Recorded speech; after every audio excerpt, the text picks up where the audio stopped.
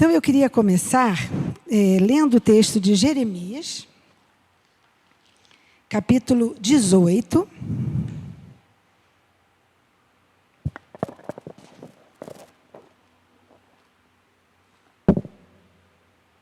Jeremias, capítulo 18, dos versículos 1 a 6.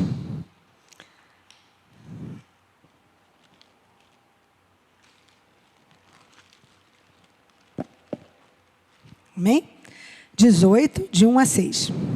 Diz assim: Palavra do Senhor que veio a Jeremias dizendo: Dispõe-te e desce à casa do oleiro, e lá ouvirás as minhas palavras. Desci à casa do oleiro, e eis que ele estava entregue à sua obra, sobre as rodas. Como o vaso que o oleiro fazia de barro se lhe estragou na mão, tornou a fazer dele outro vaso, segundo bem lhe pareceu. Então veio a mim a palavra do Senhor: Não poderei eu fazer de vós, como fez este oleiro, ó casa de Israel?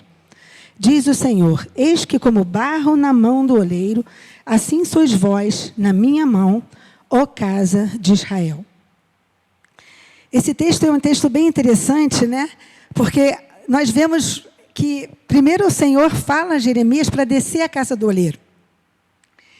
E ali ele vai mostrar algo que aos seus olhos vai ficar mais fácil de entender. E geralmente na Bíblia a gente vê isso, né? O Senhor dando exemplos de maneira que fique bem gravado na mente das pessoas.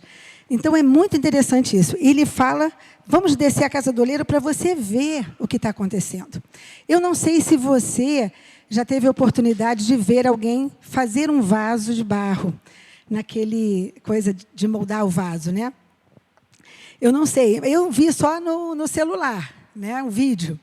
E é muito interessante porque aquele barro que não tem forma, não tem beleza, parece algo de jogar fora mesmo, algo que não tem nenhum valor aos nossos olhos, ele se torna uma coisa belíssima, algo lindo, um vaso perfeito, um vaso bonito, e são diferentes formas, né, que o oleiro pode fazer. Então, eu fiquei pensando, né, ele quer, né, nos moldar, o Senhor quer nos moldar. Como esse oleiro na casa, né, ali, na casa do oleiro, ele estava formando um vaso, o Senhor também quer nos moldar. Ele quer preparar a nossa vida, Ele quer pegar esse barro que às vezes a gente se sente sem forma, sem beleza. Às vezes a gente se sente assim: Senhor, eu estou tão desanimado, eu estou tão assim, não estou vendo muita esperança. Né? Você não consegue se ver um vaso. Mas o Senhor, Ele tem o poder de pegar aquele barro, moldar e fazer algo útil, que seja uma bênção, que tenha unção e que vá glorificar o seu nome. Então, é lindo como o barro, que não tem forma, não tem beleza, se forma nesse vaso, né? Com forma, com beleza e útil. Aí no versículo 4, ele diz assim: Como o vaso que o oleiro fazia de barro se lhe estragou na mão, tornou a fazer dele outro vaso, segundo bem lhe pareceu. Mas o que pode acontecer a esse vaso? O que pode acontecer nesse vaso que ele está moldando? Cada um tem um jeitinho, né? Cada um é de um jeito. Uns estão um pouquinho mais seco, outros estão um pouquinho mais, né, molhado, precisa de botar mais barro. Enfim, cada um de um jeito. Mas o que pode acontecer? Então, eu comecei a pensar que podem haver rachaduras nesse vaso. E essas rachaduras, elas podem comprometer o vaso. Em oração, outro dia, eu estava pensando nisso e me veio assim, que essas rachaduras, elas podem... quando elas existem nesse vaso, elas podem deixar entrar contaminações nesse vaso. E a glória de Deus pode se perder. Amém? Então, quais seriam, né, essas rachaduras que devem ser consertadas? Para o que esteja dentro, não saia. Sim, assim que ele estiver pronto, que o vaso estiver pronto, e assim ele glorifique ao Senhor. Amém? Então, eu pensei, o que pode ser um exemplo de uma contaminação, de uma rachadura? Uma das coisas que até no próprio texto está escrito, no versículo 12, é a dureza de coração. Essa poderia ser uma rachadura que pode danificar esse vaso. Porque no versículo 4 do capítulo 18, ele fala: o vaso se lhe estragou na mão. Eu nunca tinha pensado nesse versículo, a gente já leu isso várias vezes, né?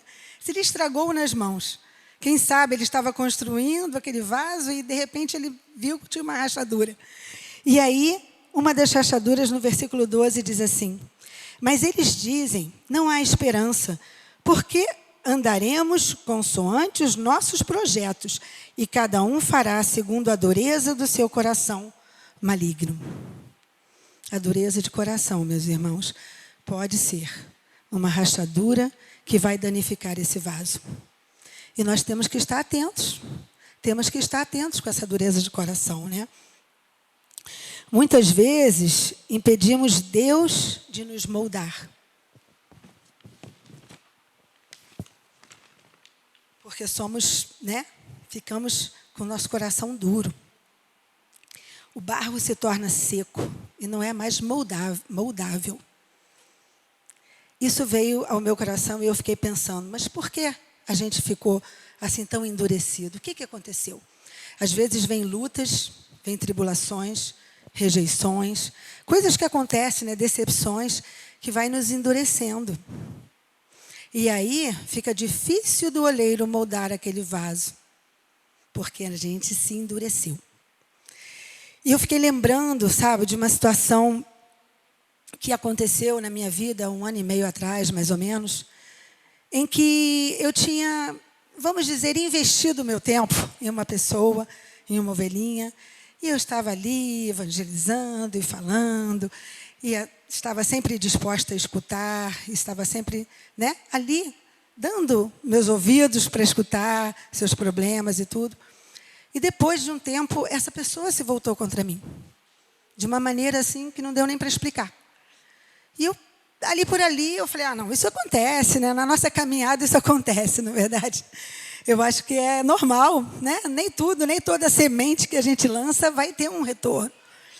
Mas eu, sem perceber, eu fui ficando com o meu coração endurecido. Eu fui ficando com o meu coração mais frio, vamos dizer assim. Aí eu comecei a pensar, falava com o Senhor, só eu e Deus, né? Senhor, eu acho que eu vou começar a ver mais o secular, vou começar a trabalhar mais, pensar nas minhas coisas e tudo. Essa coisa de ser pastora, porque a gente não é só pastora aqui, né? Acho que a gente é principalmente lá fora, né? São tantas pessoas que necessitam, né? Eu tenho certeza que os pastores aqui recebem muitas ligações, muitos pedidos de oração, estão sempre trabalhando na obra do Senhor. E ali naquele momento eu comecei, não, Senhor, não, estou cansada de evangelizar e a semente não dá fruto e tudo. E eu comecei a perceber, o Senhor me mostrou, que aquilo tinha sido um ataque do diabo na minha vida para que eu me endurecesse. E essa é uma rachadura muito perigosa, porque ela é sutil. Ela não é uma rachadura assim, que acontece. Um dia eu estou aqui, glória a Deus, e outro dia, não quero mais. Não, ela vai aos poucos, meus irmãos. Ela vai aos poucos e a gente não vai percebendo. A gente não vai percebendo que aquela situação entrou na nossa vida. E aí, no início, eu ainda estava um pouco ferida, eu vou confessar. E eu comecei a falar, Senhor, eu começo a liberar perdão, porque eu não quero ficar com isso no meu coração. Eu não quero que essa seja uma rachadura na minha vida. Na época eu não falei rachadura, mas assim, eu não quero que isso seja um impedimento para tu agires, porque eu quero te obedecer. Importa, Senhor, que eu te obedeça. Claro que a gente é ser humano, a gente é carne, a gente sente. E aí eu comecei a orar e eu comecei a discernir que espiritualmente tinha algo também satânico na época. Eu falei, isso aí tem dedinho do diabo aí. Porque ele veio para matar, roubar e destruir. E a gente tem que estar atento. Porque nessa coisa da dureza de coração, como eu falei, é algo sutil. Não é algo que acontece assim. A gente vai aos poucos se endurecendo. Aos poucos se esfriando. Então, naquele momento, eu comecei a orar. Falei, Senhor, não permita. Porque eu quero te obedecer. Eu quero te obedecer, Senhor. E aí, meus irmãos, eu Estava até um dia, estava comentando com a minha irmã, eu fui numa consulta lá da clínica da família, e eu sentei de lado de uma senhora, e em 5 minutos, sabe como é que é o Brasil, né? A gente faz amizade muito rápido aqui, né? Em 5 minutos a gente já está conversando e tudo. De repente, ela abriu o coração dela e começou a contar a vida dela toda para mim. E eu falei, meu Deus, e agora, Senhor? Eu estava indo naquela época ainda, né? E eu, Senhor, o que eu faço agora? Eu não posso deixar de falar de Ti. Eu não posso deixar de falar de Ti. E aí eu pude falar uma palavra para aquela pessoa, para aquela senhora, eu pude dar um versículo, e ela ficou edificada, e rapidinho já me chamaram, entrei e tudo. E eu fiquei pensando, ai Jesus, a gente não quer, mas as pessoas vêm. As pessoas têm fome e sede de justiça, as pessoas têm fome da palavra de Deus. Meus irmãos, se você tem um chamado, mesmo que não seja um ministério, mas você tem um dom, um talento, não deixe que as coisas dessa vida, as situações dessa vida te roubem. Roubem da tua vida esse teu dom, esse teu ministério. Porque nós vamos prestar contas ao Senhor, né? No dia do tribunal de Cristo, vai ser julgado as nossas obras. Se é feno, palha, ouro. E a gente espera, em nome de Jesus, que tudo seja ouro, não é verdade? Que nada se perca, que nada seja com intenção errada. A gente crê e pede a Deus, Senhor, dá-me a intenção justa. Não é querer aparecer, nada, é só glorificar o nome do Senhor. Amém? E depois também, assim, Deus é misericordioso, né? Muito. Gostei da canequinha. Depois eu quero ver se está vendo, hein? Muito bom. Depois, eu recebi, o meu filho me mostrou uma mensagenzinha do amiguinho dele da escola dominical lá na Itália, mandando uma mensagem linda, dizendo que para ele buscar Deus, ele orar, ler a Bíblia, né? Estimulando o Daniel a fazer essas coisas. E dizendo assim, eu leio a Bíblia que a sua mãe me deu, e me lembro das aulas de escola dominical que ela fazia lá no escritório do pastor. E essa semente frutificou. E assim, eu me lembro que era assim, uma canseira. Pegar aqueles 2 meninos sapecas, botar sentadinho para aprender. Eles eram assim, os mais agitadinhos. Sabe como é filho de pastor, né? Sempre mais agitadinho. E assim a gente, sabe, a gente às vezes prega a palavra e a gente nem tem noção do que vai acontecer. E nesse momento o Senhor foi como um refrigério para mim. Como quem diz, o nosso trabalho no Senhor não é em vão. Não é em vão. Amém? Deus está vendo todas as situações. E às vezes Ele permite, para quê? Para que a gente possa estar mais maduro, com sabedoria. Às vezes a gente excede um pouco, às vezes a gente não tem um equilíbrio, a gente tem que ter um equilíbrio em tudo, em todas as coisas. Amém? Então, uma dureza de coração, não permita que a dureza de coração entre e danifique esse vaso. Amém? Uma outra coisa, um outro ponto, né, que o Senhor me falou sobre essa rachadura é a arrogância. Quer dizer, a autossuficiência. Essa arrogância nos separa do Senhor. Está escrito em 1 Pedro 5, 5 e 6. 1 Pedro 5, 5 e 6. Fala assim. Rogo igualmente aos jovens, sede submissos aos que são mais velhos, outros sim, no trato de uns com os outros, cingi-vos todos de humildade, porque Deus resiste aos soberbos, contudo, aos humildes concede sua graça. Humilhai-vos, portanto, sob a poderosa mão de Deus, para que Ele, em tempo oportuno, vos exalte. Então, a arrogância é algo que o Senhor rejeita. Sermos arrogantes, eu sei tudo, eu consigo tudo, é na força do meu braço. Isso é uma coisa que o Senhor não quer que a gente faça, né? E a gente pode ver também em 1 Coríntios 1, 28, que diz assim, 28 e 29. Deus escolheu as coisas humildes do mundo e as desprezadas e aquelas que não são, para reduzir a nada as que são, a fim de que ninguém se vanglorie na presença de Deus. Então, ele escolheu as coisas humildes do mundo. Sabe? Nós temos que entender que a nossa arrogância, a nossa soberba, o Senhor rejeita, o Senhor não quer. Nós precisamos buscar a humildade do Senhor. Vamos buscar, Senhor, ajuda-me a ser humilde. Sabe, ele mesmo falou, né? Vinde a mim, todos estáis cansados, sobrecarregados, e eu vos aliviarei. Tomai sobre vós o meu jugo. Nossa, aprendei de mim, que sou humilde e manso de coração. Né? Então, nós precisamos estar buscando essa humildade, sermos como Jesus. Gente, não é fácil, não é fácil. A gente tem uma tendência, a carne tem essa tendência a ser arrogante, a ser soberba, a ser soberbo, e a gente precisa, né? Precisa mesmo de estar atento.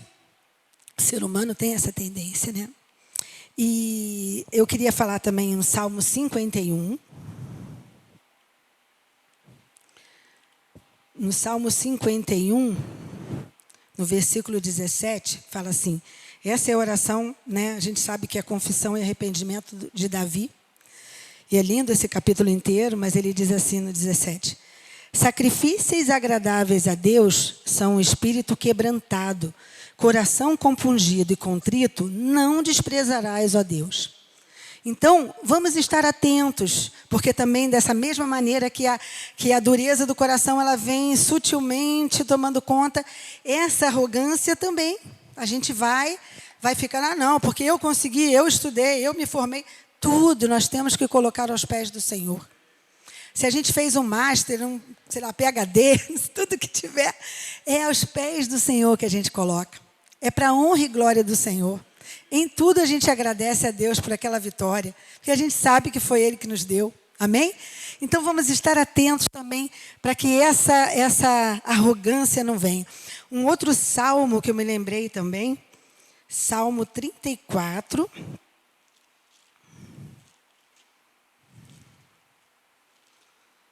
No Salmo 34, no versículo 18, fala assim: perto está o Senhor dos que têm o coração quebrantado e salva os de espírito oprimido. É muito lindo esse salmo também, né? Perto está o Senhor dos que têm coração quebrantado e salva os de espírito oprimido. Meus irmãos, o Senhor quer que a gente reconheça sempre que é tudo para a glória dele. Que a gente coloque tudo aos pés do Senhor. Até mesmo no dia do tribunal de Cristo, quando o Senhor colocar as pedrinhas na coroa de cada um, aquela coroa vai ser colocada aos pés de Jesus, que Ele é o único Rei, é o único que deve ser adorado, né? É o único que deve ser amado. E nós precisamos trabalhar aqui, agora. Sabe? Para que esse galardão aconteça lá. Eu não trabalho aqui, eu quero a minha coroa cheia de pedrinha. Não, não é esse. Não tem essa. Acho que quando chegar lá, a gente vai ver tanta glória que a gente só vai querer ficar prostrado mesmo. Mas nós temos que fazer aqui. Você já parou para pensar isso? Que é aqui onde as nossas obras são feitas. Porque lá no céu já está tudo consumado. A gente vai aprender, creio que a gente vai continuar crescendo na graça do Senhor. De alguma maneira a gente vai aprender alguma coisa. Mas aqui é que nós temos que fazer essas obras. Para que glorifique o nome do Senhor. Eu soube há pouco tempo, a pastora até de manhã falou sobre um testemunho de acho que foi ela que falou, não sei, de um muçulmano, né, que morreu enforcado. Gente, é forte aquele vídeo, muito forte. E ele não negou o nome de Jesus. Eu acho que essas pessoas, os irmãos perseguidos, a coroa deles estão cheia de pedrinhas, porque eles estão sofrendo por amor ao Senhor. Eles estão perdendo parentes, pastores, líderes, pessoas da sua família, e perdendo a sua própria vida. Na verdade, estão ganhando, né? Estão entrando ali na glória de Deus. Então, vamos estar atentos para que essa arrogância não tome conta do nosso coração. Um outro ponto de rachadura que pode acontecer é a incredulidade. A incredulidade é algo também que nos afasta do Senhor. E a gente precisa de realmente estar atento a essa incredulidade, sabe? Porque a gente começa a duvidar das coisas do Senhor. Isso acontece muito, meus irmãos, quando, assim, nós paramos de ler a Bíblia, paramos de buscar o Senhor, a gente começa a dizer, será? Será que é isso mesmo? Será que vai acontecer? Começa a colocar em dúvida. Isso é alguma coisa que realmente o Senhor também não quer na nossa vida.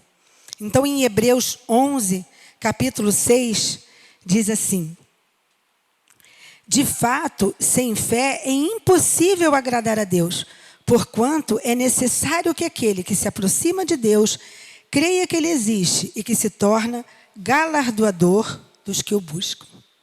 Olha aí o galardão. Crer, né? A gente nem passa muito por esse galardoador, já reparou? A gente fala só, sem fé é impossível agradar a Deus, sem fé é impossível agradar a Deus. De fato, sem fé é impossível agradar a Deus, porquanto é necessário que aquele que se aproxima de Deus creia que Ele existe e que se torna galardoador dos que o buscam. Só de buscar, quando a gente busca com sinceridade, quando a gente busca com o coração para Ele, quando a gente busca querendo glorificar o nome dEle, toda a honra e glória para Ele, a gente busca e já começa a ter obras, né? Assim, vamos dizer, fruto desse arrependimento, o fruto do Espírito, né? Em Gálatas. Enfim, a gente começa a frutificar. Amém? Então, vamos estar atentos a essa questão da incredulidade. Eu me lembro que quando meu filho ainda estava vivo, o Gabriel, uma semana antes dele cair, eu tinha ido num congresso. E eu confesso, meus irmãos, que eu estava um pouco abatida naquela época, assim. Algumas lutas, mais ou menos 2013, foi na Páscoa. E eu estava assim, eu fui num congresso maravilhoso que aconteceu lá em Roma, e eu estava assim, no final do culto, eu falei, Senhor, eu estou me sentindo que nem Gideão, estou me sentindo derrotada.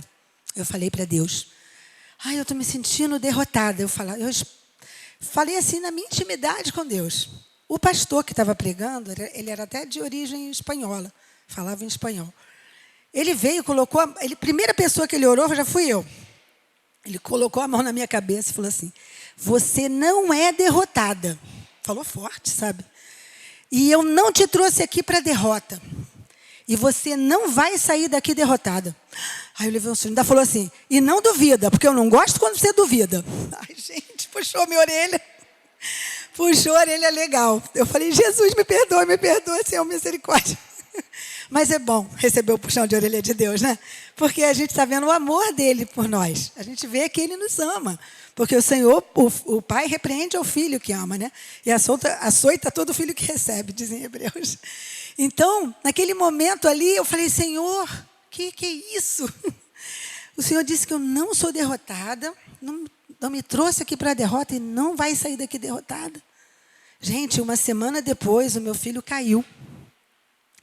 E aquela queda foi para a morte. Porque em 15 dias ele estava morrendo depois da queda. Pegou uma infecção hospitalar. Ficou em coma imediatamente e depois pegou uma infecção hospitalar. Gente, pensa bem. Se eu não tivesse recebido essa palavra, como é que eu estaria? Se eu já estava me sentindo derrotada, eu ia ficar no chão, sabendo que um filho caiu e está em coma. E que não está muito bem... Tá, vamos dizer assim, estável, mas com aquela coisa de pode ficar meses, pode ficar anos, que o médico falava, e a gente não sabe o que vai acontecer quando ele voltar. Se ele voltar, não sabe como é que vai estar a mente dele. Então, vocês imaginam. Aquela palavra, eu me agarrei àquela palavra. Deus já tinha dado outras palavras e tudo, já tinha falado comigo várias coisas. Mas ali eu me agarrei, eu falei, eu não sou derrotada. Olha como é importante, né? E depois, quando já aconteceu a morte e tudo, a minha irmã estava lá com a gente, ela tinha que voltar para o trabalho dela, ela não pôde ficar para o enterro mesmo. Ela só ficou aqueles dias no hospital e tudo, visitando ele enquanto ele estava vivo. E quando ele morreu, ela falou assim, agora eu tenho que voltar para o Rio e tudo. Era meia-noite. E ela tinha que sair de casa 4 da manhã. Eu falei, Rejane, é melhor a gente nem dormir. A gente estava tão cansado, era tanto estresse, era uma loucura aquele período que a gente passou indo visitar no hospital e tudo. As emoções, assim, vocês imaginem, né? E aí, quando aconteceu, eu falei, Rejane, vamos orar? Aí eu falei assim, antes de eu pedir a ela para dar uma palavra de Deus para mim, eu falei assim, vamos fazer uma oração. E eu falei assim, Senhor, eu não estou entendendo nada pela morte do meu filho e tudo, mas eu te agradeço pela fé. Eu te agradeço por tudo que está acontecendo. Eu agradeci a Deus, irmãos. Mesmo doendo pra caramba, mesmo estando no vale de sombra da morte, eu agradeci a Deus. Porque eu sabia que o Senhor estava no controle de tudo. Eu sabia que Ele era soberano. E ainda que estivesse sofrendo, a minha carne estava sofrendo. A minha alma estava sofrendo. Eu estava chorando, eu estava muito triste. Mas o meu espírito estava ali, firme, e falando, Senhor, está doendo, mas eu te agradeço pela fé. Obrigada, Senhor. É como entregar o Isaac mesmo, sabe? É uma entrega de Isaac. Assim. E aí a Rejane falou assim, esse aí não está não, a colinha não está. Eu me levei agora. A Rejane chegou e falou, eu falei, Rejane, por favor, eu já tinha falado tanto, Jesus me dá uma palavra, me dá uma palavra, me dá uma palavra, porque eu sou chata pra caramba. Eu vou ali, Senhor, o Senhor já me falou, o Senhor já disse, eu estou com essa palavra, mas eu quero uma palavra da Bíblia. Né? Eu quero uma palavra bíblica ali e tal. Aí a Rejane abriu e caiu em Colossenses, capítulo 3, de 1 a 4. Colossenses, capítulo 3, de 1 a 4. Diz assim, olha a palavra que Deus me deu naquele momento. Portanto, se fostes ressuscitados juntamente com Cristo, buscai as coisas lá do alto, onde Cristo vive, assentado à direita de Deus. Pensai nas coisas lá do alto, não nas que são aqui da terra. Porque morrestes e a vossa vida está oculta juntamente com Cristo em Deus. Quando Cristo, que é a nossa vida, se manifestar, então vós também sereis manifestados com Ele em glória. Gente, esse texto caiu assim direitinho. Porque, primeiro, ele fala, portanto, se fostes ressuscitados juntamente com Cristo, buscai as coisas lá do alto. Não fica vendo essa coisa aqui, não. Não fica vendo a morte, não fica vendo a perda. Buscai as coisas lá do alto. Qual é o melhor momento para buscar as coisas lá do alto, meus irmãos? Quando a gente está quebrado mesmo, né? Aí a gente busca mesmo, a gente não quer. Pensai nas coisas lá do alto, nas que são, não nas que são aqui da terra, porque morrestes e a vossa vida está oculta juntamente com Cristo em Deus. E nós tínhamos pedido que Deus confirmasse a salvação do meu filho. Deus confirmou de uma maneira assim. Aí eu fiz que nem Gideão também, né? Ai, Senhor, mais uma. E era só assim, confirmação da salvação eterna dele. Então isso vinha trazendo uma paz, algo assim que, por mais que doesse, a gente estava em paz. A gente estava em paz. Gente, ter paz no momento de tribulação assim é só Jesus mesmo. E aí quando Cristo, né, quando Cristo, que é a nossa vida, se manifestar, então vós também sereis manifestados com Ele em glória. Ou seja, um dia eu vou ver o meu filho. Um dia eu vou revê-lo. Um dia, né, como diz um pastor que perdeu um filho também, ele está no meu futuro. Achei essa frase linda. Ele está no meu futuro. Amém? Existe um futuro com Deus. Eu vou encontrá-lo, eu vou abraçá-lo. Eu não sei como é que vai ser a coisa lá, deve ser tão maravilhoso. Então, isso tudo, assim, vai fortificando a gente, vai dando força para a gente, né? Então, eu estava falando da questão da incredulidade, né?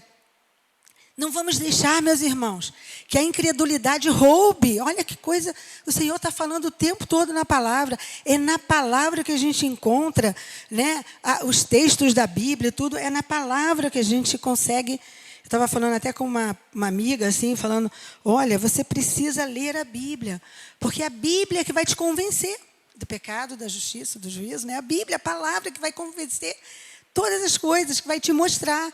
Você pode achar, pensar, sentir, mas é a palavra é poderosa.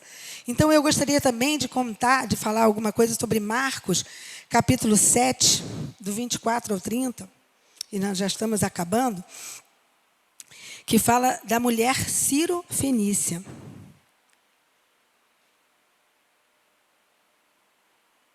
a mulher Ciro-fenícia. Levantando-se, partiu dali para as terras de Tiro e Sidom. Tendo entrado numa casa, queria que ninguém o soubesse. No entanto, não pôde ocultar-se. Porque uma mulher cuja filhinha estava possessa de espírito imundo, tendo ouvido a respeito dele, veio e prostrou-se-lhe aos pés. Esta mulher era grega, de origem ciro-fenícia, e rogava-lhe que expelisse de sua filha o demônio. Mas Jesus lhe disse: deixa primeiro que se fartem os filhos, porque não é bom tomar o pão dos filhos e lançá-lo aos cachorrinhos. Ela, porém, lhe respondeu: sim, Senhor, mas os cachorrinhos debaixo da mesa comem das migalhas das crianças. Então lhe disse: por causa desta palavra, podes ir, o demônio já saiu de tua filha. Voltando ela para casa, achou a menina sobre a cama, pois o demônio a deixara. Gente, esse texto é fantástico, né? Por quê? Jesus tinha uma missão de pregar, de falar, de curar os judeus. Ele veio, né, primeiro para a casa de Israel. É claro que depois o evangelho ia ser colocado, né, ia ser estendido aos gentios. E isso graças a Deus por isso.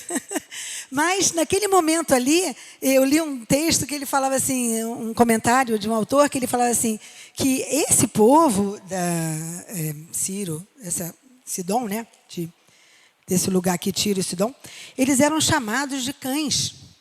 Eles eram como cães raivosos. Cães, coitados dos cachorrinhos, né, Lelê? Sempre sobra para o cachorrinho, não sei porquê. Mas eles eram chamados de cães, como se fossem cães selvagens que mordiam. Vamos dizer assim, uma coisa muito negativa. E Jesus fala a ela como cachorrinhos. Ainda foi gentil, ainda foi carinhoso, né? Acho Jesus fantástico. Mas ela não ficou assim, eu sou chamada de cachorrinha, poxa vida.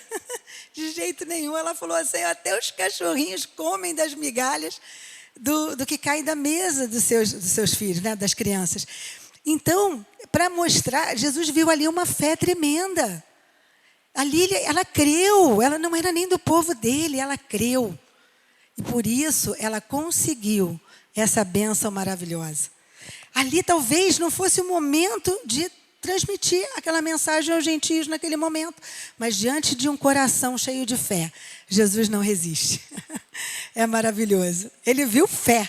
E foi um exemplo para todos. Olha aí, gente, vocês estão, né, tá que nem o samaritano, o bom samaritano, que nem um dos leprosos que veio agradecer. Era sempre uma bofetada de luva, aquele povo recebia. Por quê? Porque eles estavam com mais fé, muitas vezes, do que os próprios judeus. E tantos que não creram, né? Então, a incredulidade é algo terrível, gente. Vamos estar atentos. Eu sempre me tem misericórdia de mim. Vem me curando, me cura. Se existe algum espírito raiz de incredulidade, espírito de incredulidade, tira de mim, porque eu quero crer no Senhor. E vamos estar lendo mais a palavra, porque é a palavra que nos traz fé.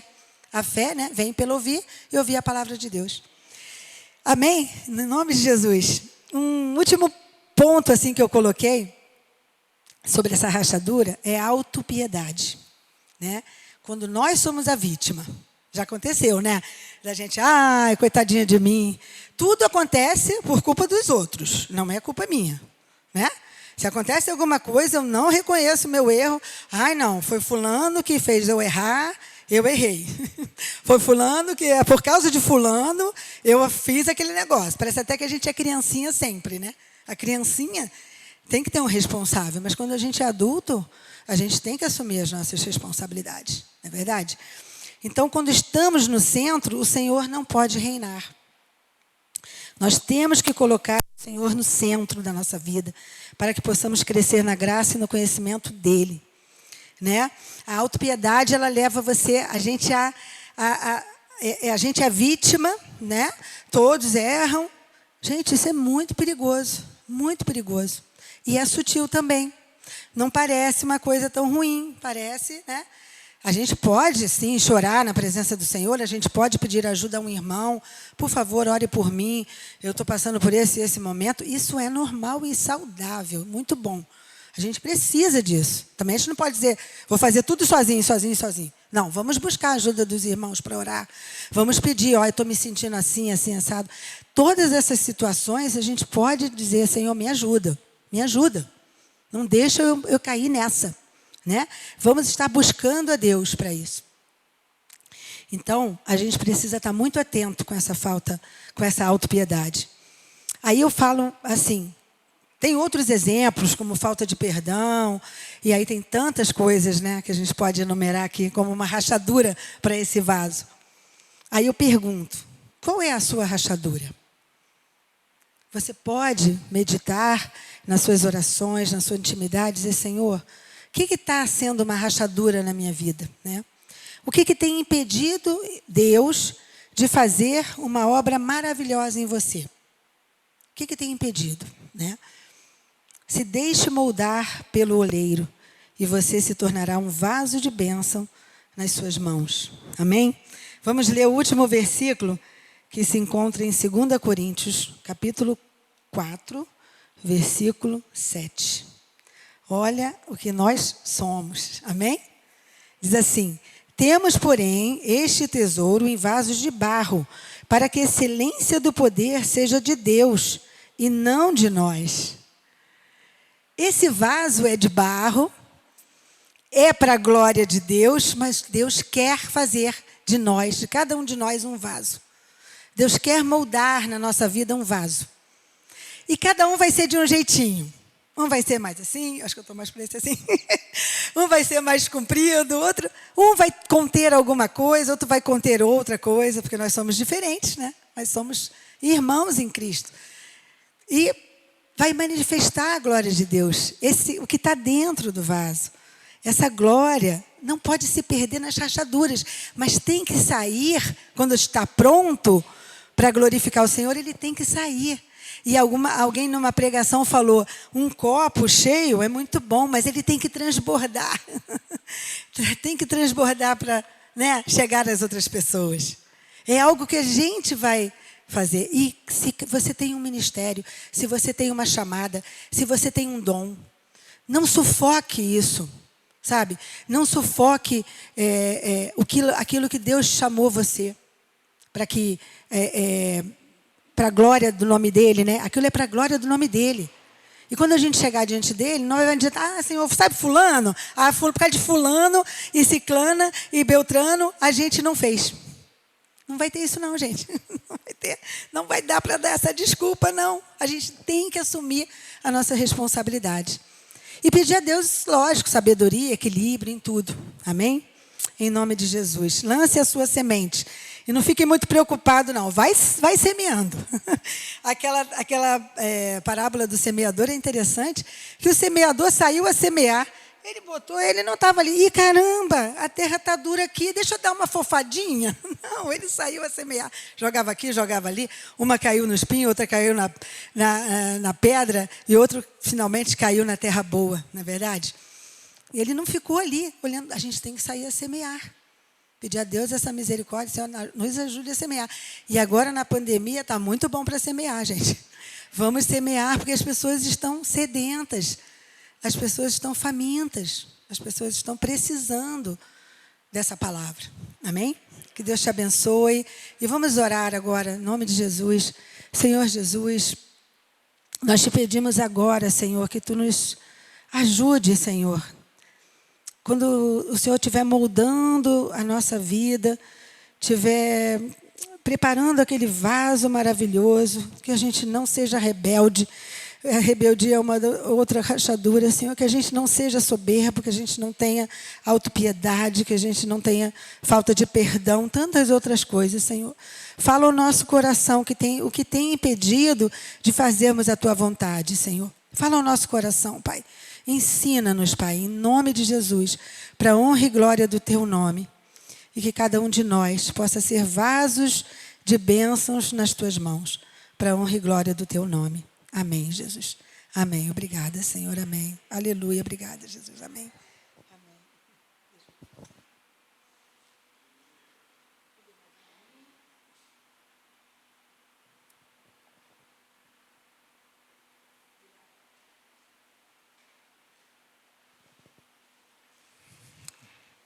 Agradecer a pastora Keila por essa abençoada palavra que vem da parte do Senhor, né?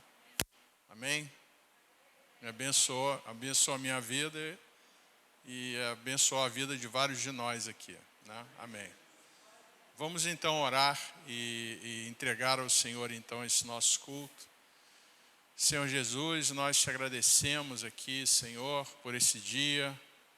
Senhor, por tudo aquilo que o Senhor nos proporcionou nesse dia, Senhor.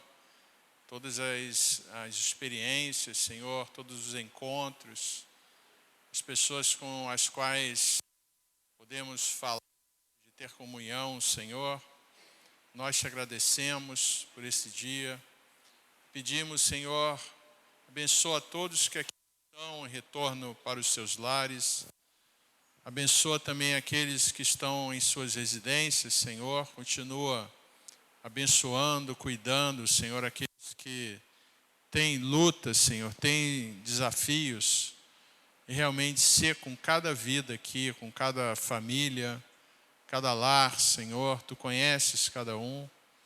E entregamos a Ti, Senhor, esse culto. Entregamos a Ti cada vida presente e aqueles que estão nos ouvindo aqui. Em nome de Jesus. Amém. Amém. Deus abençoe a todos. Amém.